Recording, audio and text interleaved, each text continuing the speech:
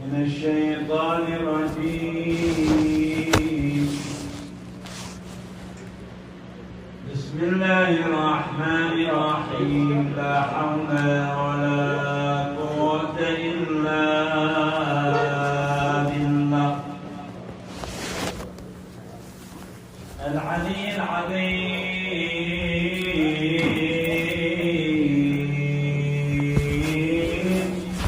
إنا لله وإنا إليه راجعون. صلى الله عليك يا مولاي يا رسول الله.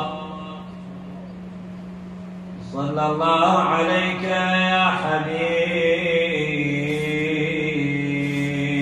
الله. صلى الله عليك وعلى آلك الطاهرين. ما خاب من تمسك بكم، أمن من لجأ والتجأ إليكم. فيا ليتنا كنا لكم الفداء سادتي،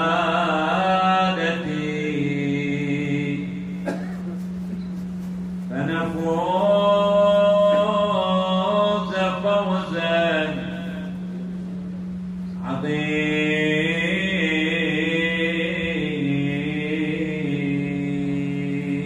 عظيما. ناجيت ذكراك حتى عطرت كلمي يا أبا عبد الله. ناجيت ذكراك حتى عطرت كلمي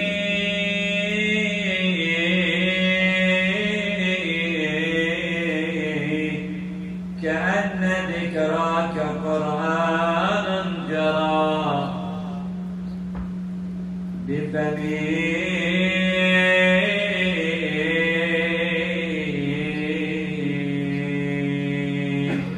وهزني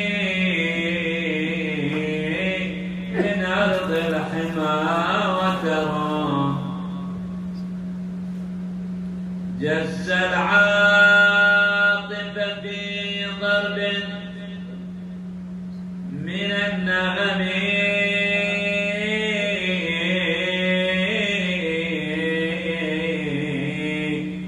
أبى الفخار وأكرم بالحسين أبى الفخار وأكرم بالحسين أبا ينمى له المجد من طيب ومن كرم.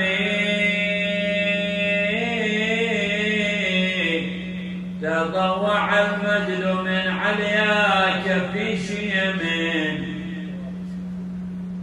عباقة بأريج المجد والشيم.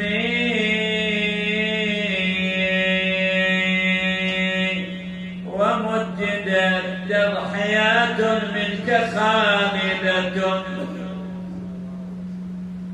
دين الهدى أنقذت فيها من العدم.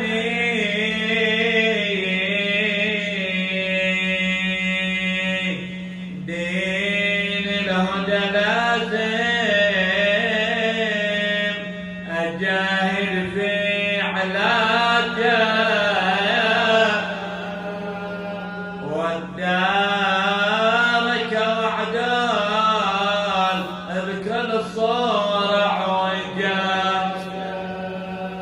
يا رب أنا مالي بعاد بالعمر حاجة واترك الأمة جاهلين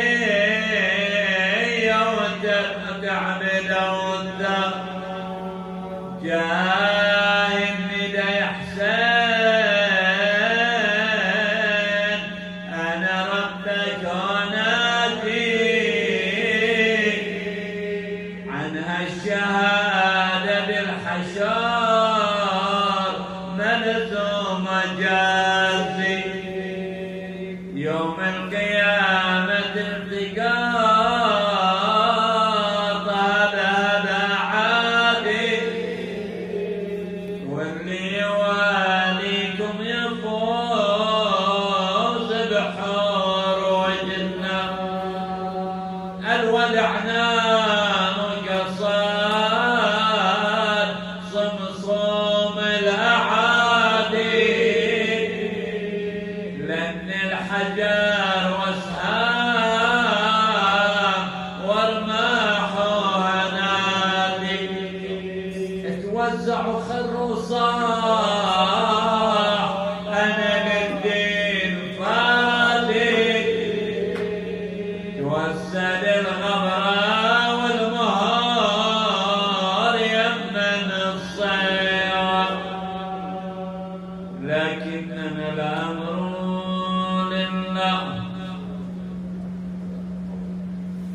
ولا حول ولا قوة إلا بالله العلي العظيم. قال جل وعلا في كتابه المجيد وخطابه الحميد: بسم الله الرحمن الرحيم. فقلت استغفروا ربكم إنه كان غفارا يرسل السماء عليكم مدرارا ويمددكم بأموال وبنين ويجعل لكم جنات ويجعل لكم أنهارا ما لكم لا ترجون لله وقارا. آمنا بالله. صدق الله العلي العظيم. مما يدل على عدل الله، رأفة لطف رحمة كرم جوده، أنه يغفر الذنوب وهو الذي اتخذ لنفسه مخبرا الغفور الرحيم التواب الرحيم. فمن رحمته من كرمه من عدله حينما أن الإنسان تأخذه أمواج النفس الأمارة بالسوء من جانب والشيطان من جانب والمغريات من جانب ويرتكب المعاصي يغترف الذنوب يكتسب السيئات ثم ينتبه أو ينبه فيندم ويستغفر ويتوب. ماذا يقول لنا القرآن؟ يجد الله غفورا رحيما. كما أنه جل وعلا يقول غافر الذنب وقابل التوب، ويقول جل وعلا بالقرآن فسبح بحمد ربك واستغفره إنه كان توابا. والآية التي ابتدأنا بها تنادي تخاطب جميع طبقات البشر، من آمن بالله ورسوله تخاطبه الآية فقلت استغفروا ربكم. وش النتيجة؟ وش المردود الفعلي؟ وش الفائدة؟ ما هو الربح؟ قال إنه كان غفارا. لا إله إلا الله.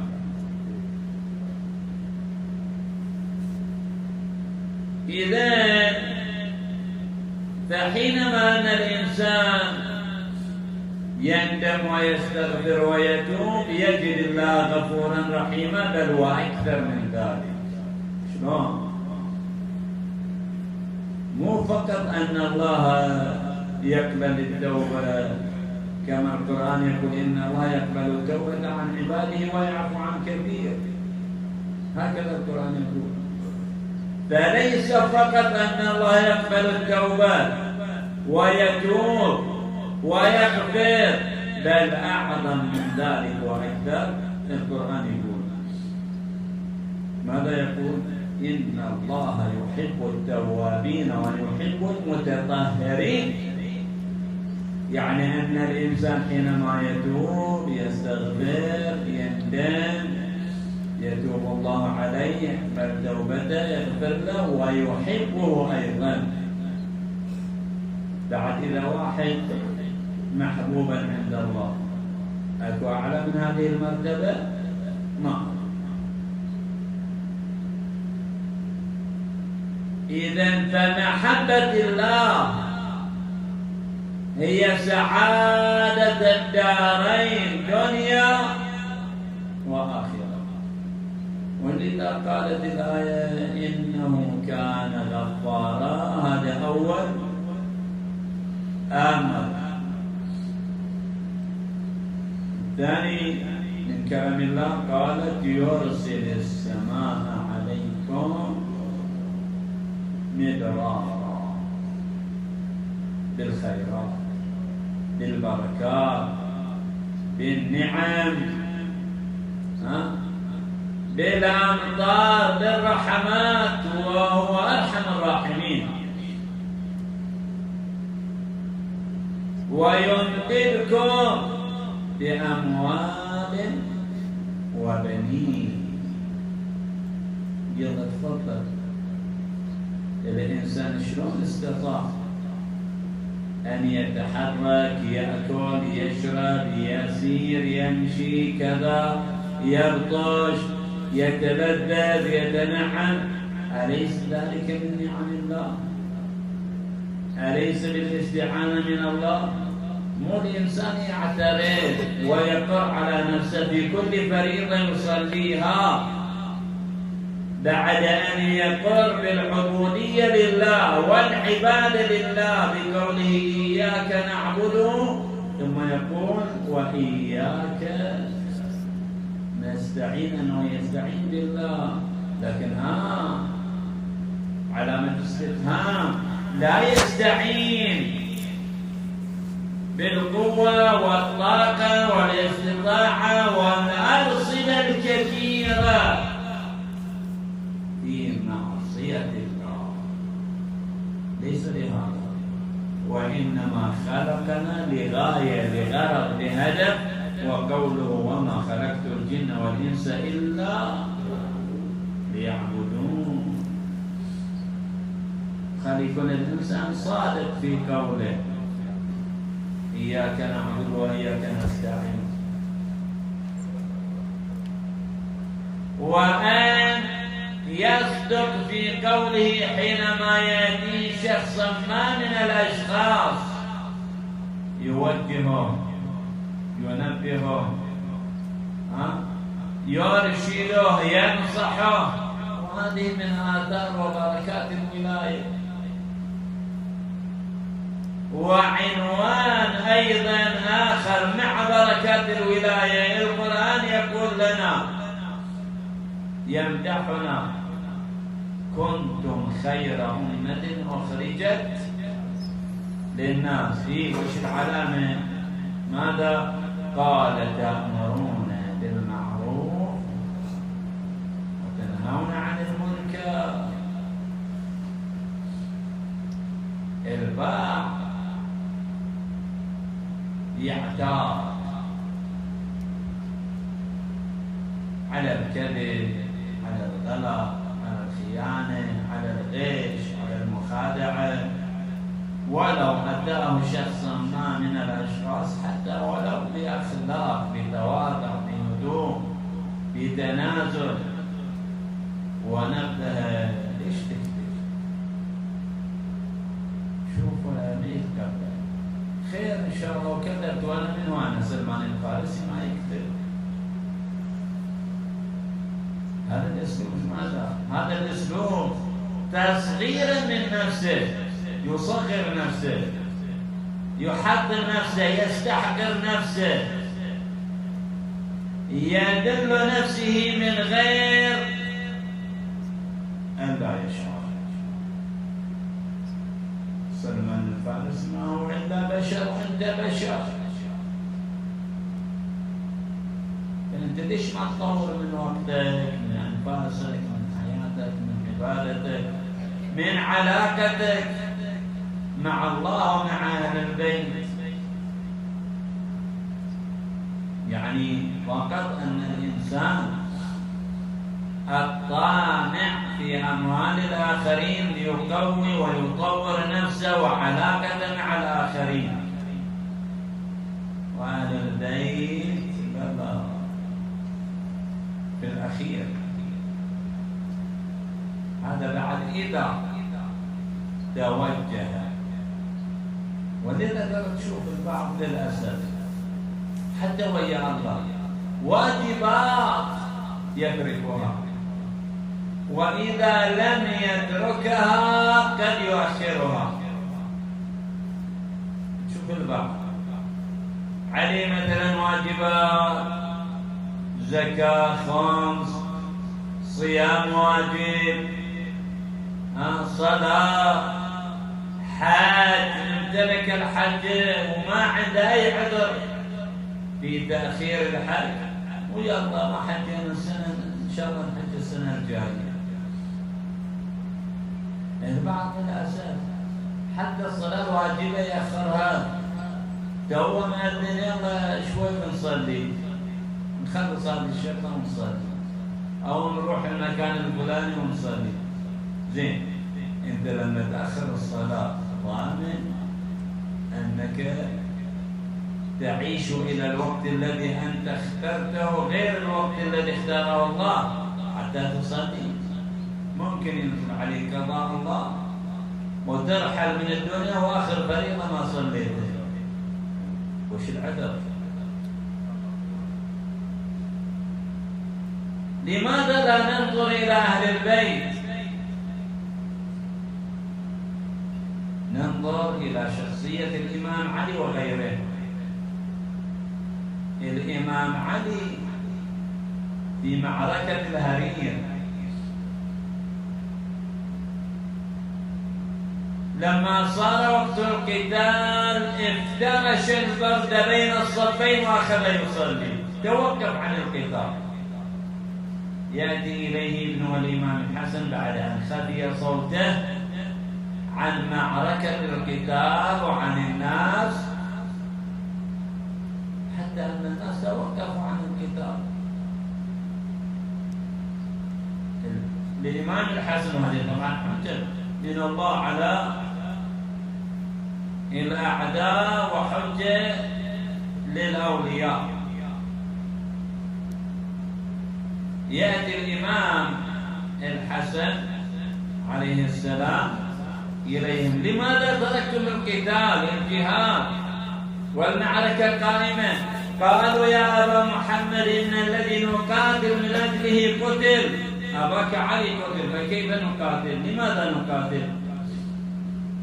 الإمام الحسن يعلم بعلم من الله أن أباه ما قتل، لم يقتل، وأن أباه واقفا يصلي.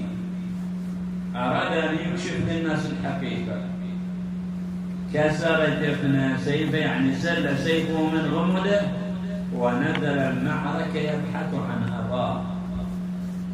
الحسين كذلك، محمد بن الحنفية كذلك، مالك الأشتر، حتى جاءوا بأجمعهم إلى الإمام فوجدوه بين الصفين يصلي. الله أكبر! انتهى الإمام علي من الصلاة.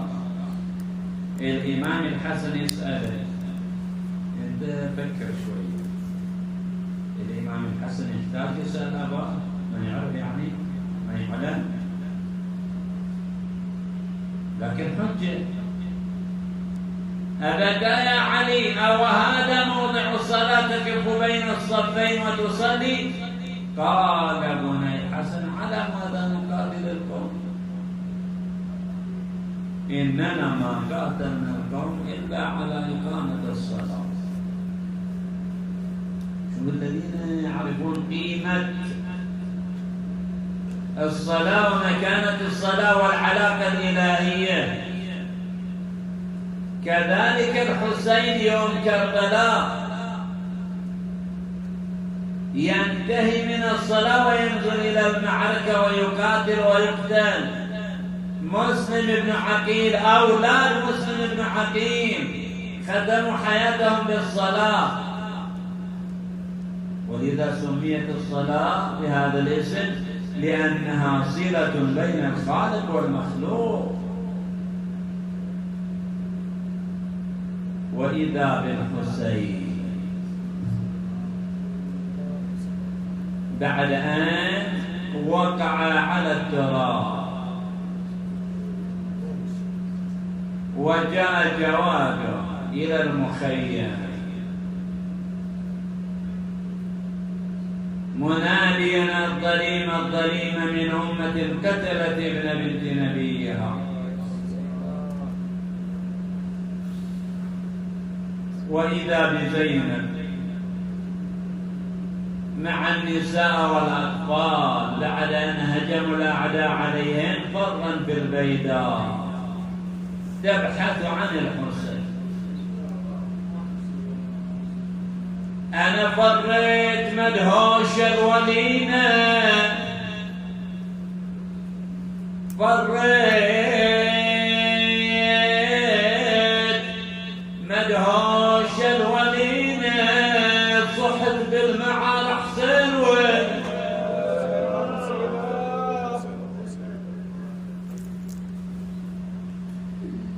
صحت بالمعار حسين، وانا لما سمعني دار عينه وناداني يا اختي يا حزين، أخيش تراه حال حين أنا ظنيت طعن طاعنينا أثار الأعادي مقطعين.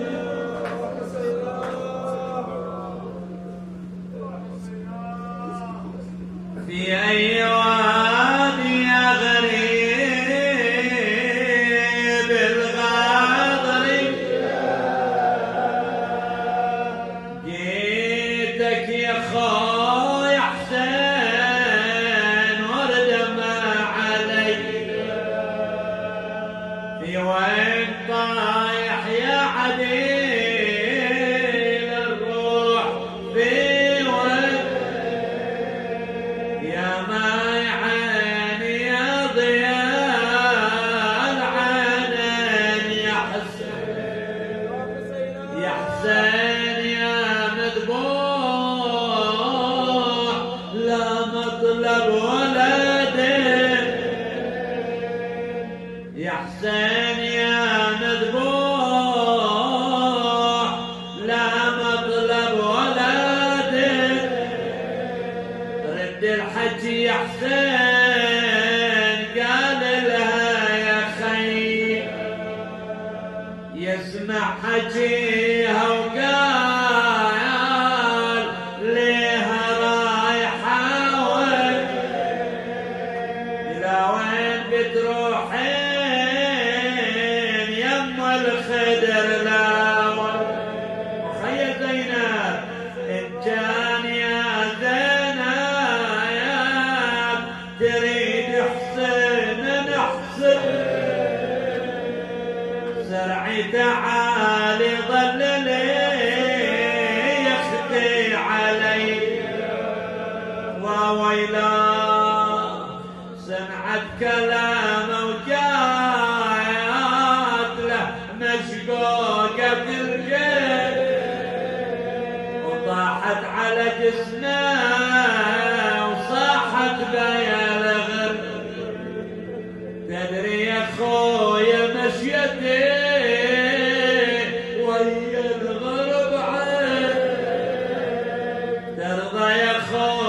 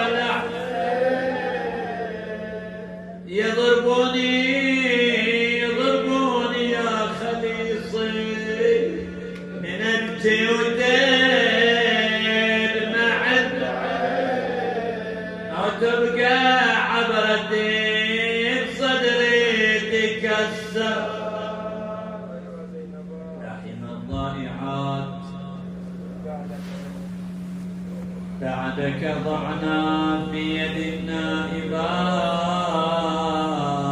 حسرى بواديك يا الله.